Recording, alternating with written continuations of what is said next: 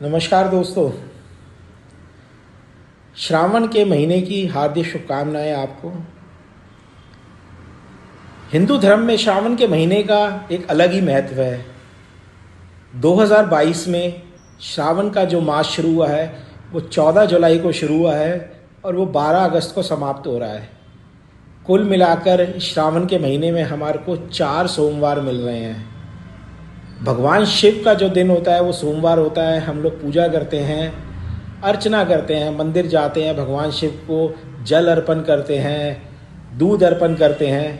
तो भगवान शिव को अति प्रिय जो चीज़ें होती हैं वो बेलपत्र, चंदन, गंगा जल, गाय का घी, ये सब हम अर्पित करते हैं और भगवान शिव से मनोवांछित फल मांगते हैं। तो भगवान शिव प्रसन्न होके जब हम पूरे अच्छे भाव से, अच्छे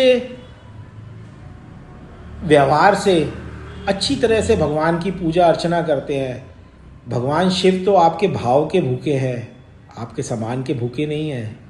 तो जब भी हम बड़े प्यार से, बड़े भाव से उनको अगर हम बेल पत्र भी अर्पित करते हैं तो भगवान शिव उससे ही प्रसन्न हो जाते हैं। हिंदू धर्म में मान्यता रही है कि जिस दिन, सोमवार के दिन, अगर कोई कुंवारी कन्या व्रत रखती है तो उसको मनवांछित वर मिलता है, उसकी सब मनोकामनाएं पूरी होती है। तो आज समझते हैं कि सोमवार को श्रावण के महीने में जब हम जो पदार्थ भगवान शिव को अर्पित करते हैं तो उनको अर्पित करने से हमारे को मिलता क्या है। तो आइए जानते हैं इस बात को कि हम क्या अर्पित कर रहे हैं और उसके हमारे को क्या रिजल्ट मिल रहे हैं, भगवान शिव से हमें क्या प्राप्त हो रहा है। तो पहले हम बात करते हैं घी की। जब हम भगवान शिव को घी अर्पित करते हैं तो इससे हमारी वंश वृद्धि होती है, हमारे वंश का विस्तार होता है, हमारा वंश बढ़ता है आगे। अब इसके बाद बात हम करते हैं गन्ने के रस की। गन्ने का रस जब हम भगवान शिव को अर्पित करते हैं तो हमारी मनोकामनाएं पूरी होती हैं, हमारी डिज़ायर्स पूरी होती हैं। भगवान शिव को जब भी आप गन्ने का जूस अर्पित करें तो कोशिश करें कि गन्ने का जूस अपने सामने निकलवाएं। भगवान शिव को बड़ा अति प्रिय था गन्ने का रस।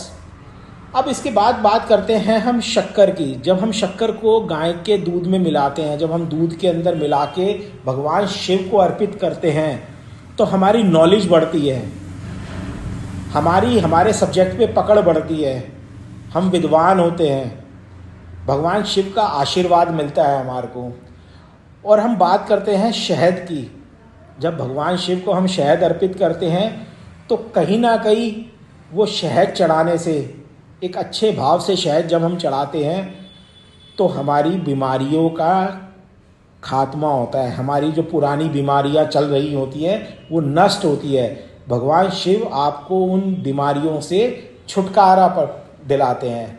और जब हम बात करते हैं गाय के घी की, गाय के घी के अलावा जब हम गाय का दूध चढ़ाते हैं तो गाय के दूध के अंदर हमारे को आरोग्य की प्राप्ति होती है, रोग मुक्त होते हैं हम लोग। और जब हम शक्कर को जल में मिलाकर भगवान शिव को अर्पित करते हैं तो जो अक्सर देखा गया है कि लोगों को संतान प्राप्ति के अंदर बड़ी प्रॉब्लम होती है। तो जब हम जल के अंदर शक्कर को मिलाकर भगवान शिव को अर्पित करते हैं तो हमारे को जो वो संतान प्राप्त करने के अंदर जो रुकावटें आ रही होती हैं उन रुकावटों को वो दूर करता है। तो भगवान शिव को जो अति प्रिय थे बेलपत्र, भांग, धतूरा, गाय का घी, गंगा जल, शहद, आप इन सबको जब भगवान शिव को अच्छे मन से अर्पित करेंगे तो भगवान शिव अति प्रसन्न होंगे और आपकी सब मनोकामनाएं पूरी करेंगे।